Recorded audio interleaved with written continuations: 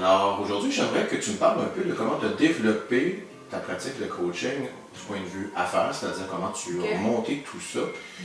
À ce que je sache, tu as fait du BNI, tu as fait plusieurs éléments pour, tu as utilisé plusieurs éléments pour être capable de développer tout ça. Peux-tu nous en parler un petit peu plus? Oui. Écoute, moi, depuis 2009, je fais affaire avec le même groupe d'affaires BNI. Qu'est-ce qui est BNI? C'est Business Network International. C'est une compagnie de réseautage. Il y en a partout à travers le monde. Et c'est des groupes qui se rencontrent une fois par semaine. Et c'est une personne par métier. Donc, c'est vraiment du bouche à oreille. Moi, je te dirais que depuis 2009 que je suis avec le groupe, depuis 2004 que je suis en affaires, et j'ai vu beaucoup, juste dans mon agenda, BNI représente 2/3 de ma clientèle. Des fois, on est rendu à des 13-14 générations là, parce que je fais mon suivi de clients. Donc, une référence a engendré plusieurs générations depuis 2009. J'ai encore des gens depuis 2009 qui m'ont fait une première référence que c'est encore en référence. Donc, c'est ça. Et ça fonctionne comment, BNI?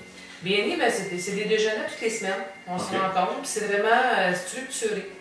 C'est vraiment, on présente les comités, chacun a sa minute de publicité. Donc, on se lève debout, on se présente en affaires.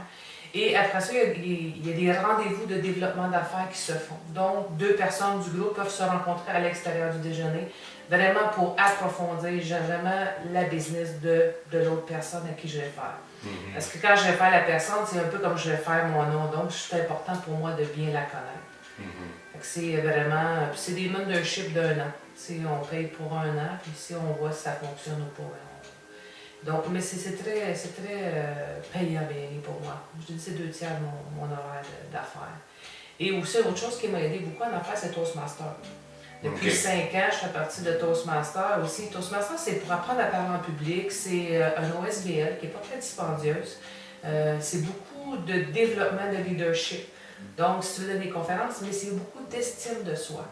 Tu apprends à améliorer ton français, tu apprends à améliorer ta posture, ton langage, et c'est vraiment une belle école que j'ai aussi développée en parallèle. C'est une belle plateforme pour être capable de donner des conférences, puis vraiment se faire confiance. Oui.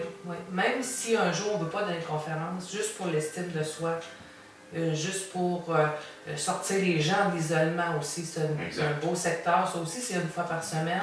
Ça s'adresse à monsieur, madame, tout le monde, genre d'affaires. C'est un peu tous les gens qui veulent avancer dans la vie. Juste la personne qui a des difficultés à parler à son patron, il voudrait avancer, dire « moi, je veux m'affirmer », ben, c'est une belle plateforme à ce moment-là, Toastmaster. Et ça aussi, c'est international. Il y en a partout à travers le monde. Là. Et s'il y a un conseil que tu aimerais donner aux gens qui débutent leur pratique de coaching, quel serait ce conseil-là? Ben, je dirais de se trouver un mentor dans le même domaine qu'eux, puis de demander comment tu as fait pour réussir.